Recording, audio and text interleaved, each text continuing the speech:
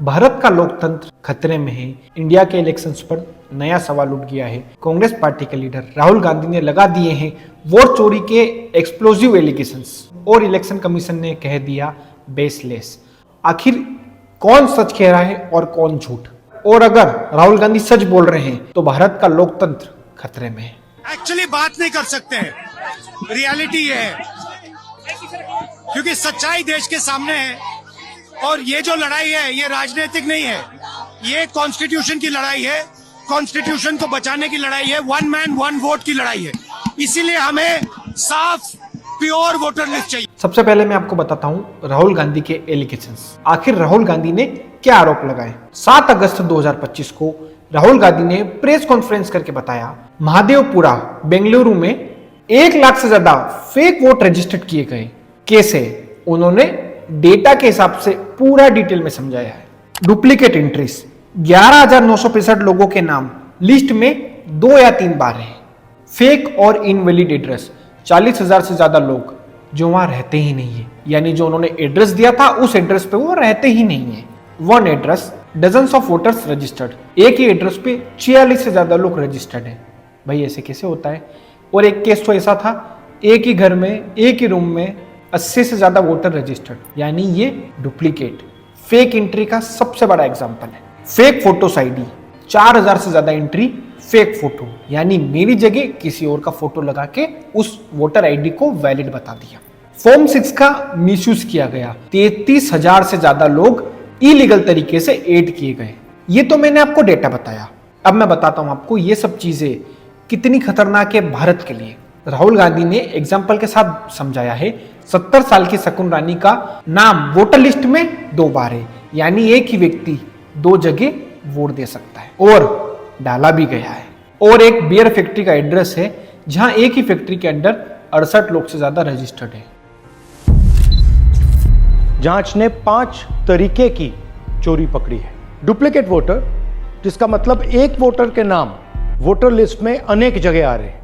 Fake address, मतलब address है ही नहीं या फिर house number 0। Bulk voter in single address, मतलब एक छोटे से घर में 40, 50, 60 लोग रह रहे हैं। इनवैलिड फोटोज, छोटी सी फोटो है या फिर फोटो ही नहीं है, और वो जो छोटी फोटो है वो दिखती भी नहीं है। कौन है, किसका चेहरा है, नहीं पता लग सकता। Misuse of form 6। Form 6 first time voters के लिए होती है, मतलब जिनकी एज 18-20 साल की हो, मगर वोटर लिस्ट में 90 साल के लोग फॉर्म 6 का प्रयोग कर रहे हैं। चुनाव में 6,50,000 वोटर थे, उसमें से 1 लाख चोरी के थे। अब मैं आपको 5 उदाहरण देता हूं। यह देखिए गुरकीरत सिंह डांग, इसका नाम 4 अलग अलग बूथों पे आता है। मैं आपको बताता हूं इसका पॉलिटिकल एंगल। राहुल गांधी जी का कहना है कि 2024 में लोकसभा इलेक्शन में महादेवपुरा सीट पर बीजेपी को 1,14,000 वोटों से जीत मिली, और इसी लीड की वजह से बीजेपी ने वहां पे सीट जीत ली। ये वोट चोरी का एक मॉडल समझा है उन्होंने। उनका कहना है कि अभी तो मैं एक सीट के बारे में बता रहा हूं, ऐसे भारत में फर्जीवाड़ा कई जगह पर चल रहा है। अब आप बोलोगे इलेक्शन कमीशन क्या बोलता है? इलेक्शन कमीशन ने क्या काउंटर दिया? इलेक्शन कमीशन का कहना है कि राहुल गांधी जी के एलिगेशंस फैक्चुअली गलत है, और कमीशन ने राहुल गांधी को एक नोटिस भेजकर बोला है कि अगर आप सच बोल रहे हो तो आप एक एफिडेविट साइन करके हमें दो। यानी इलेक्शन कमीशन खुद राहुल गांधी जी को बोल रहे हैं कि आप एफिडेविट साइन करके हमें दें और प्रॉपर बताइए कि आप सही बोल रहे हो। यानी ये तो वही बात हुई, उल्टा चोर कोतवाल को डांटे। भाई डेटा किसके पास है? इलेक्शन कमीशन के पास। इलेक्शन कमीशन चुटकियों में वेरीफाई कर सकता है हर चीज, सारा डेटा उसके पास है। तो करो ना वेरीफाई, जैसे राहुल गांधी जी ने बताया सबके सामने। इलेक्शन कमीशन भी एक एक डेटा को लेके समझा दे सबके सामने, दूध का दूध पानी का पानी वही हो जाएगा। और जो राहुल गांधी जी ने शकुन रानी का केस बताया था, इलेक्शन कमीशन कहता है 2 बार नहीं, सिर्फ 1 ही बार वोट डाला। यानी इलेक्शन कमीशन बोल रहा है हम पूरी तरीके से साफ है। अब मैं बात करता हूं लीगल रियलिटी के बारे में। लॉ के हिसाब से क्या हो सकता है? प्रॉब्लम यह है कि लॉ के हिसाब से वोटर लिस्ट में ऑब्जेक्शन देने का टाइम सिर्फ 30 दिन का होता है, वो भी ड्राफ्ट लिस्ट आने के बाद, और फाइनल लिस्ट पब्लिश होने के बाद रूल 20 के अंदर कोई भी नया ऑब्जेक्शन एक्सेप्ट नहीं होता है। इलेक्शन रिजल्ट आने के 45 दिन के बाद आप हाई कोर्ट में चैलेंज कर सकते हो। और 2024 के इलेक्शंस को 1 साल से भी ज्यादा हो गया है, यानी लीगल विंडो सब क्लोज हो चुके हैं। समझ में आया? यह है लीगल तरीके से अब कोई भी प्रोसीजर इस पर नहीं हो सकता, यानी अब घोटाला सामने आएगा उसके बाद ही कुछ बड़े लेवल पर हो सकता है, यानी इलेक्शंस और लीगल तरीके से आप जा सकते थे कोर्ट में, वो अब खत्म हो गया है। 11 अगस्त को राहुल गांधी ने और इंडिया ब्लॉक ने इलेक्शन कमीशन के अगेंस्ट बहुत बड़ा मार्च निकाला। दिल्ली से लेकर बिहार सब दूर प्रोटेस्ट हुए। टारगेट था बिहार का स्पेशल इंटेंसिव रिवीजन। अपोजिशन का कहना है स्ट्रिक्ट डॉक्यूमेंटेशन रूल्स के चलते पुअर, दलित और माइनॉरिटी वोटर्स के नाम लिस्ट से काट दिए गए हैं, यानी जो अपोजिशन को वोट देता था उनके वोट काट दिए हैं, ऐसा बोलना है विपक्षी दलों का। और इलेक्शन कमीशन का कहना है ये एक रेगुलर प्रोसेस है, किसी भी लीगल वोट को हमने नहीं हटाया है, हमने इलीगल तरीके से जो भी वोट थे उसको हटाया है। अब मैं बताता हूँ व्हाट नेक्स्ट, आगे क्या होने वाला है। अब बोल ईसी के कोर्ट में है, या तो राहुल गांधी एफिडेविट पेश करें और इन्वेस्टिगेशन स्टार्ट हो, या ईसी अपने खुद का पावर यूज करे और इस जांच को आगे बढ़ाए, यानी ईसी इंडिपेंडेंट इंक्वायरी कर सकता है। ये मैटर इलेक्शन रिजल्ट तो बिल्कुल नहीं बदलेगा, लेकिन जो वोटर्स का ट्रस्ट है उस पर बहुत ज्यादा फर्क पड़ने वाला है।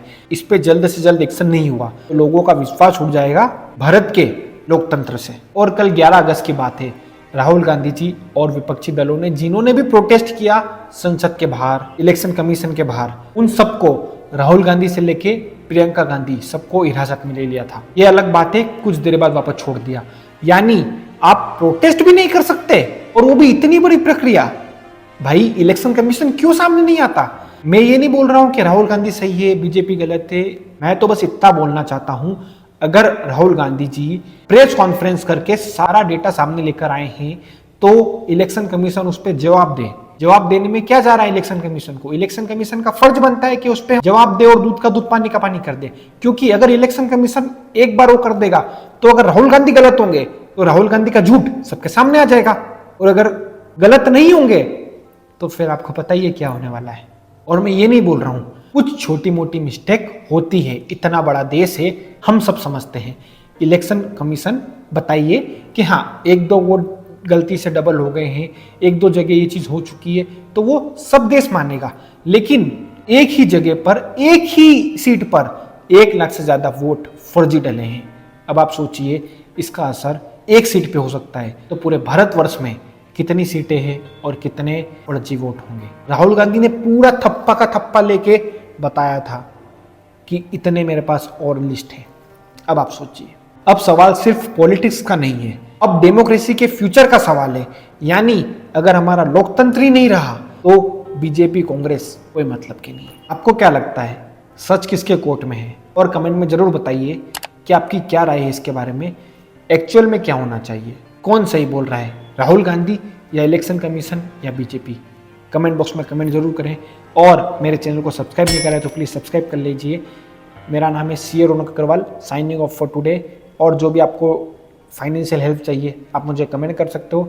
मेरा लिंक्डइन का पेज भी है CA रौनक अग्रवाल। आप मेरे इंस्टाग्राम पे भी आप मुझे सर्च कर सकते हो, इंस्टाग्राम फाइनेंस बाय CA रौनक के नाम से है। और चैनल को सब्सक्राइब जरूर करें, क्योंकि यहाँ होती है हर सच्ची बातें। जो सच है आपको वही बताता हूँ मैं खुद CA हूँ, CA में हूँ, CPA में कर रहा हूँ, अमेरिका की डिग्री होती है, लेकिन जो भी सच है मैं वो बताता हूँ। और अगर आप भी सच के साथ हो तो चैनल को सब्सक्राइब जरूर करिए। धन्यवाद, मिलते हैं अगले वीडियो में। Bye bye, stay tune, stay safe.